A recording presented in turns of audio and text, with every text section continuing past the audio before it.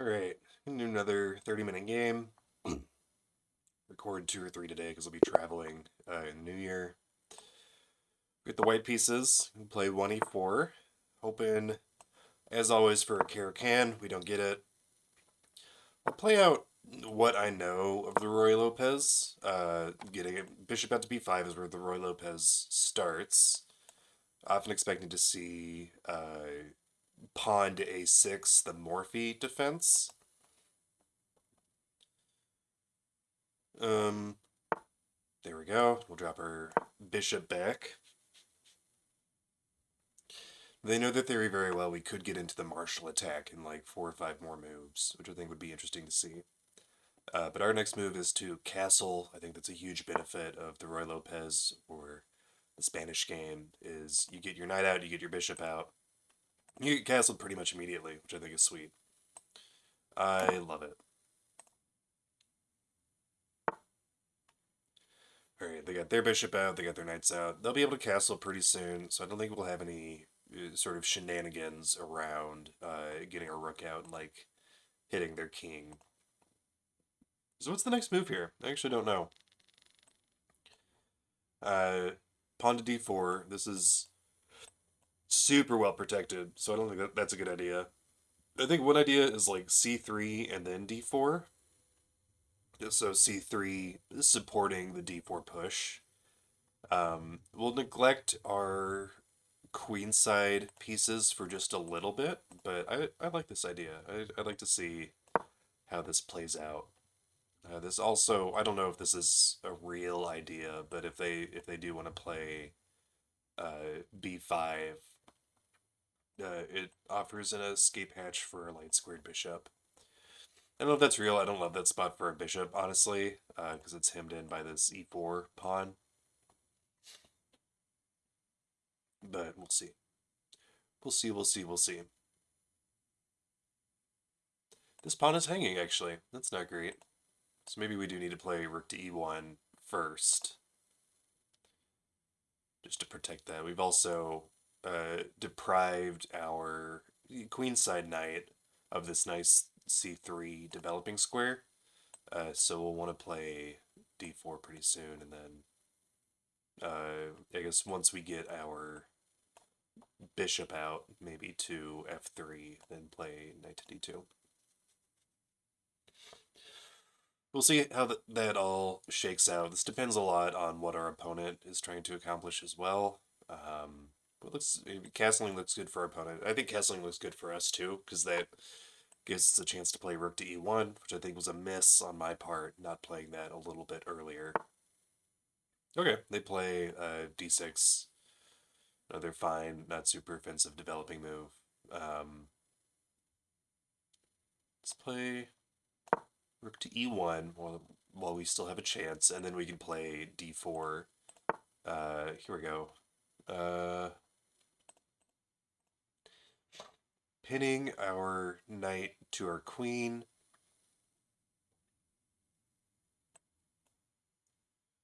I think this is maybe a little bit less good now because we effectively have one fewer defender on this d4 square. Could we move our knight, or not move our knight, that blunders the queen. That's no good. Do we want to play h3 here? I think so. Just force this exchange and then find another way. Actually, I guess we can still play d4 because we have the queen as a defender. So they have 2 defenders and we have 2 defenders, so they can't take back effectively. Yeah. Let's move forward with this and see what happens. So their knight is pinned to their king, which only happened after they played d6. So they take. We take.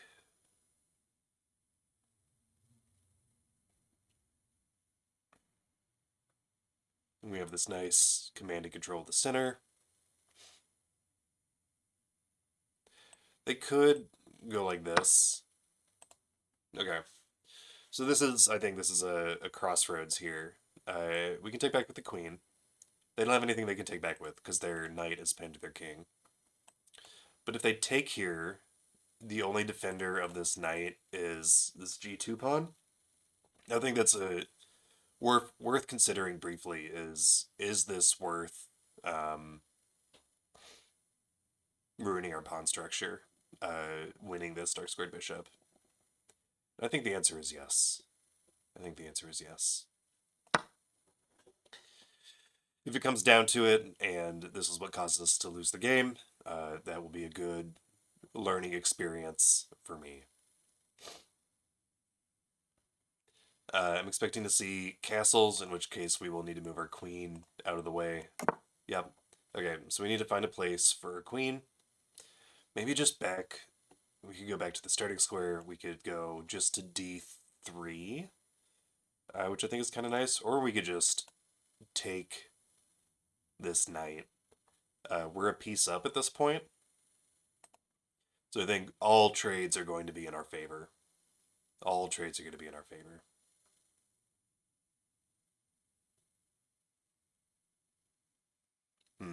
Okay, so again, our candidate moves.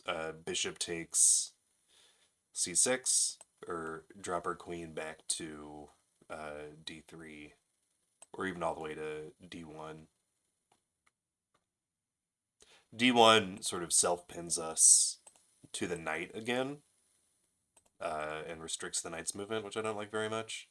So maybe just queen back to d3. And then, do they have anywhere they can, like, do any untoward nastiness? I don't think so. Their knights are well placed. Those are nice, like, natural developing squares for the knight. I guess they could pop their knight out to b4 if we move our queen there. Yeah, you know what? Let's just take this knight. I don't want to deal with it. I don't want to think about it.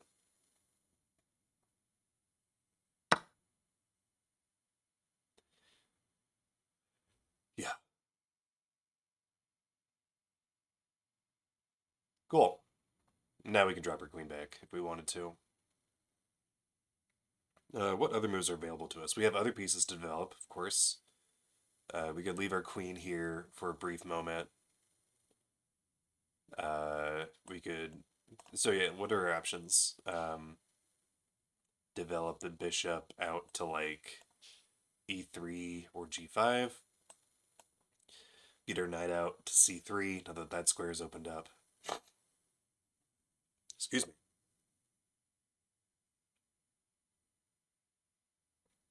Let's develop some pieces. Let's do like that.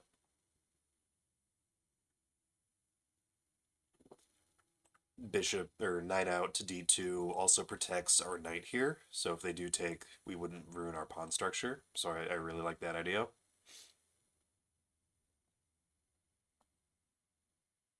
Expecting to see maybe pawn to c5. Okay, so they kick our... Oh, I mean, this would be silly not to do. We ruin... So bishop takes knight, queen takes back, queen takes, pawn takes. We ruin their pawn structure. We trade more pieces off the board. We're going to be up something at the end of all these trades, so that's certainly appealing. Yeah, I think we just trade, trade, trade.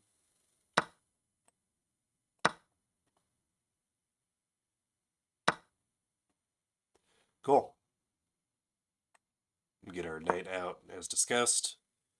We've ruined their pawn structure, so we have this G file not open yet because we still have this G2 pawn in the way. But we can move our king out and then get our rook up in their business. Yeah, I don't think we're gonna have any problems here. The more we trade away, the less likely they'll be able to mount an attack. Let's sort of prepare for that.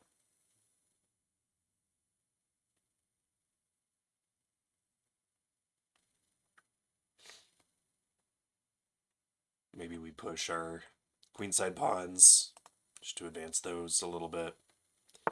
Make some moves, allow our opponent to sort of come to our position. I think we take here. There are back rank mate ideas, which I don't love. Um, Again, we're just trading, trading, trading.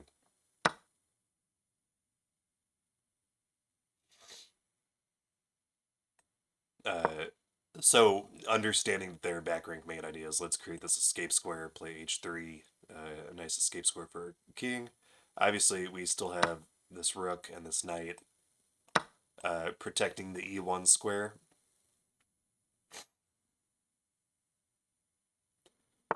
So I'm not super worried about back rank. Let's... Okay, so they've forked two of our pawns. Um,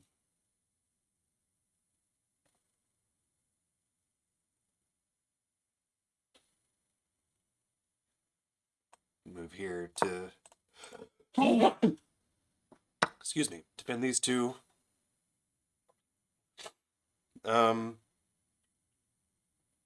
Geez, so they're gonna hoover up some of our pawns, which I don't love. Let's push this. And they've sort of equalized. They've got a couple of pawns compensation. I think we should be very wary of our opponent's moves here. I don't think this is as easy a game as it might appear, even though we are up a piece. The piece that we were up is a knight, which can be a little bit unwieldy in the end game. A little bit unwieldy. Let's play carefully.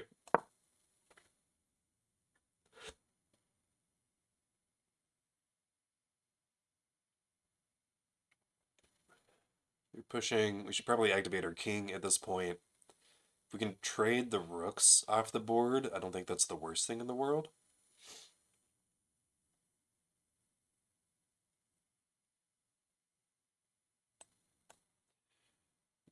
Knight to like here. Okay. So they're pushing. Let's threaten.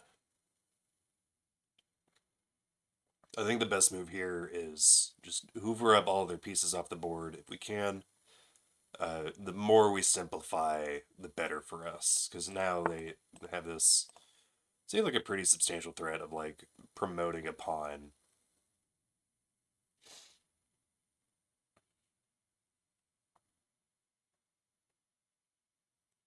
Let's activate our king. We're going to lose this pawn.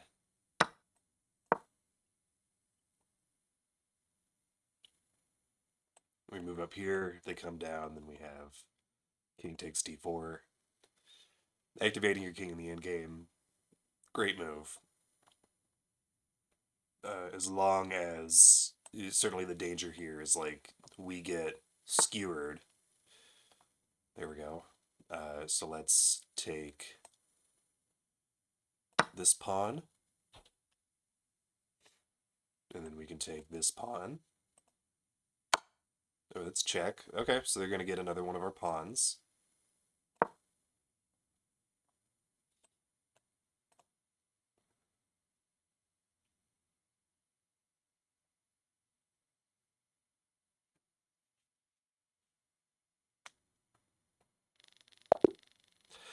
Our opponent resigns. Okay. Not a super exciting game. We won that piece pretty early on. Let's switch to the analysis board. It's visible this time. I'm recording more than one video in a day, so I don't have the unlimited reviews.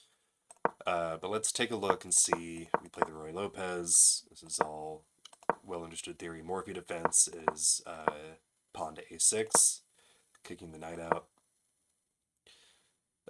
Bishop c5 is not a move that I'm familiar with. I think normally what I see here is knight comes out to f6, putting some pressure on this pawn. And I think it's possible in some variations for black to actually take this pawn. So we castle, knight to f6. c3 I think was a miss. The analysis, like Stockfish isn't saying, hey, like black can take this pawn. So I think there's still something in the way of like doing this, and I think c3 was a strong move for us. They play just a whatever developing move, rook to e1, bishop comes out. Oh, come on, bishop g4. My browser has started acting up. Maybe Stockfish is doing too intense of an analysis. Oh no.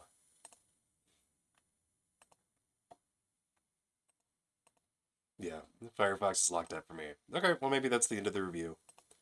Bummer. Nothing too wild, I don't think, in this game. I think just when they blundered their bishop on d4, I think that was pretty much the end of the game. You just sort of trade everything and play thoughtfully in the end game. When you have like 20 minutes on the clock, I think it's very possible to play a decent end game. Versus when I'm in time pressure, I often blunder pieces pretty effectively under time pressure in the end game. So something to work on in future games. But yeah, I think it's enough for this. I'll call it here. Thanks, y'all.